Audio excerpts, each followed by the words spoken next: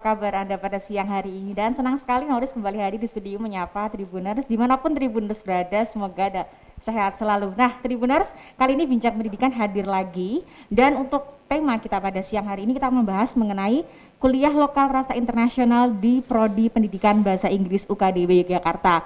Dan live streaming kita pada siang hari ini tayangkan selama 30 menit ke depan melalui dua channel kita. Yang pertama ada Facebook Tribun Jogja dan juga di YouTube-nya Tribun Jogja Official. Bagi Tribuners yang ingin bertanya seputar topik kita pada siang hari ini, silakan tinggalkan komentar. Nanti akan dijawab langsung bersama dengan 3 narasumber kita yang hadir di studio. Dan kita akan menyapa 3 narasumber di studio kita. Yang pertama ada Ibu Lemuela Alvita Kurniawati atau Bu Pipit sebagai Wakil Dekan 1 Fakultas Kependidikan dan Humaniora UKDW dan Kaprodi Kependidikan Bahasa Inggris. Kemudian yang kedua ada Ibu Ermerawati atau Bu Mera, Wakil Dekan 3 Fakultas Kependidikan dan Humaniora UKDW. Dan yang ketiga ada Airin Manulu sebagai Ketua Badan Eksekutif Mahasiswa Fakultas Kependidikan dan Humaniora UKDW. Nah, selamat siang Bu Pipit, Bu Mera dan juga Mbak Airin. Selamat siang, Mbak. Semangat ya, masih top sehat selalu. Oke, nah ini sebelum kita membahas topik kita kuliah lokal rasa internasional di Prodi Pendidikan Bahasa Inggris UKDW ini, mungkin boleh diceritakan ini Prodi Bahasa Inggris atau PBI ini seperti apa ini kalau di UKDW ini? Silakan. Oke, mungkin dari saya dulu. Boleh. Ya, selamat siang Tribuners. Terima kasih untuk kesempatannya untuk kami Prodi Pendidikan Bahasa Inggris Universitas Kristen Duta Wacana. Nah, mungkin sedikit tentang Prodi Pendidikan Bahasa Inggris ya Mbak ya, saya bisa ceritakan. Prodi kami itu berdiri di tahun 2016. Nah, sekarang kami barusan meluluskan tahun ini fresh graduates ada 5 orang. Nah, lalu di tahun 2018 itu kami mendapatkan akreditasi kami yang pertama. Dan akreditasi kami yang pertama itu sudah langsung B untuk pertama kalinya. Itu lalu terkait dengan judulnya tadi yang kuliah lokal rasa internasional itu sebenarnya apa sih? Iya. Nah, kuliah di Prodi PBI itu mungkin sedikit berbeda dengan di prodi-prodi yang lain karena di Prodi PBI ini kami menerapkan contextual learning. Jadi mahasiswa itu diajak untuk tidak belajar terus di dalam kelas dan mendengarkan dosennya menjelaskan gitu ya, tapi mereka aktif terlibat dalam proses pembelajaran. Itu yang pertama. Yang kedua, mereka juga diajak untuk melakukan banyak kegiatan, misalnya sambil belajar bahasa Inggris, mereka mengunjungi Keraton Yogyakarta, misalnya latihan menjadi tour guide, seperti itu. Atau mereka mengunjungi tempat-tempat wisata, katakanlah, lalu memberikan review, membuat vlog pendek tentang tempat wisata itu. Dan juga banyak kegiatan lain yang terkait dengan contextual learning tadi. Begitu dari saya, mungkin nanti saya bisa jelaskan juga ke Kasan Prodi kami ya. Oke. Nah, ini kan tadi tidak hanya di kelas ya, berarti juga mahasiswa ini juga diajak untuk keluar pelajarannya secara outdoor gitu ya. Nah, sebenarnya untuk keunggulan yang ada di PBI ini apa saja ini? Oke, baik. Jadi prodi kami itu memiliki kekasan, ada 3 kekasan prodi kami. Yang pertama itu adalah penggunaan teknologi untuk pembelajaran atau instructional technology. Jadi memang kami sangat dari mahasiswa semester 1 mereka sudah dibekali banyak sekali technological tools.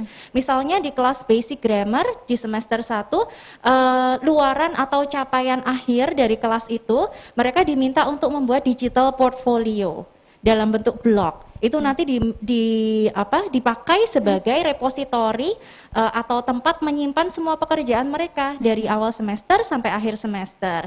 Itu contohnya. Contoh yang lain misalnya mereka juga sudah diperkenalkan banyak technological tools untuk mendukung mereka dalam pembelajaran. Nah, nanti di semester-semester atas mereka diperkenalkan technological tools untuk mengajar. Sudah bukan lagi untuk mereka pribadi meningkatkan English skills-nya, tapi sudah untuk mengajar. Begitu, itu yang pertama. Lalu yang kedua, kekasan kami adalah intercultural communication approach. Itu bagaimana mahasiswa mempelajari bahasa Inggris tapi dari perspektif yang tidak melulu yang Western culture. Misalnya contohnya yang tadi sudah saya sampaikan, kita belajar bahasa Inggris tapi dengan melalui mengenal budaya kita sendiri. Misalnya ke keraton, lalu jadi tour guide di sana menjelaskan ini apa, lalu di sana kita bisa melihat apa, itu dengan bahasa Inggris. Dan yang terakhir itu adalah ESP atau English for Specific Purposes. Itu adalah kekasan prodi kami. Jadi kami fokusnya tidak ke GE atau General English untuk pengajarannya, tapi ke ESP, English for Specific Purposes. Kenapa ESP? Itu karena tuntutan sekarang, Mbak. Misalnya sekarang itu bahasa Inggris dipakai di banyak sekali bidang, di kedokteran, lalu di pariwisata, lalu di edupreneurship. Edupreneurship itu misalnya di ruang guru, itu termasuk edupreneurship ya. Nah, karena bahasa Inggris banyak sekali dibutuhkan di bidang-bidang itu, tentu mereka juga sangat membutuhkan bahasa Inggris yang khusus. Nah, makanya kami fokus kami adalah ESP itu, English for Specific Purposes. Itu 3 kekasan dari prodi kami, Mbak. Oke. Begitu. Nah, kalau mungkin terkait dengan teknologi for language learning ini ya, yang sesuai dengan kondisi pandemi saat ini, kalau di UKDW ini pembelajaran saat ini seperti apa ini? Mungkin dari Sarah atau dari Bu Mera? Dari Bu Mera, boleh silakan Bu. Oke, kalau untuk pembelajaran di masa pandemi ini Mbak, ada satu cerita yang menarik. Jadi ketika Maret masa pandemi itu datang, sebetulnya ada mahasiswa kami dari semester 8 yang sedang bermagang di beberapa institusi pendidikan mitra. Nah itu apa yang sudah mereka desain, sudah konsultasi dengan kami, sudah kerja keras menyiapkan semua, tiba-tiba harus switch 180 derajat untuk berubah total semuanya. Nah itu mereka bercerita bahwa di tempat-tempat mereka bermagang itu mereka malah yang ditanyai, ini gimana Mbak? Nah mereka juga waktu itu merasa mereka bilang gini, Bu, untung kami sudah berpengalaman dengan pembelajaran menggunakan teknologi sejak semester 1, sehingga ketika kami harus tiba-tiba switch pembelajaran kami yang sudah kami desain tatap muka, itu kami tidak kesulitan gitu. Justru malah kami yang istilahnya memberikan masukan, memberikan ide kepada para guru di sana atau dosen di sana untuk menggunakan platform tertentu sehingga pembelajarannya tetap berjalan di waktu yang sangat singkat.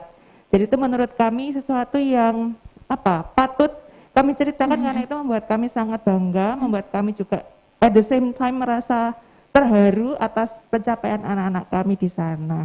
Jadi itu untuk cerita best practice-nya ya. Namun untuk pembelajarannya di kampus, sepertinya kami akan sama juga mungkin dengan kampus-kampus lain ya, kami akan memberlakukan pembelajaran daring di semester ini nanti semester ini.